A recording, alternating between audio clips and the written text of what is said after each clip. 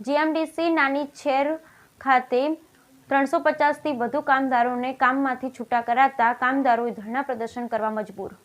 લખપત તાલુકાના ગુજરાત ખનિજ વિકાસ નિગમ જીએમડીસી ખાતે પેટા કોન્ટ્રાક્ટરની જે કામ કરતા કામદારો જાણ કર્યા વિના અચાનક છૂટા કરવામાં આવ્યા।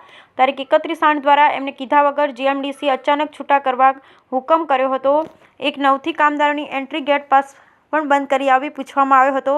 એમને એમ કહેવામાં આવ્યું હતું કે હાલ પ્લાન્ટ 2 બંધ હોવાથી એમને છૂટા કરવામાં આવ્યો છે। સરહદી બોર્ડર વિસ્તારમાં અચાનક કામદારોને છૂટા કરવા એ કેટલું યોગ્ય? માણસો સ્થળાંતર કરવા મજબૂર બન્યા।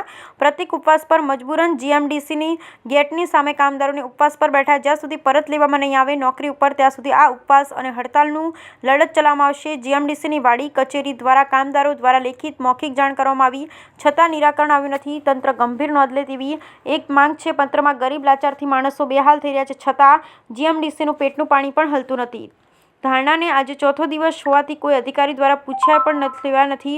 તંત્ર ગંભીર નોંધ લે તેવી માંગ છે। અમારી કરિયાણી, કપુરાશી, નાનીછેર, મોટીછેર અને સોનલનગર આજુબાજુના 5 ગામોના કામદારોએ નોકરી કરે છે।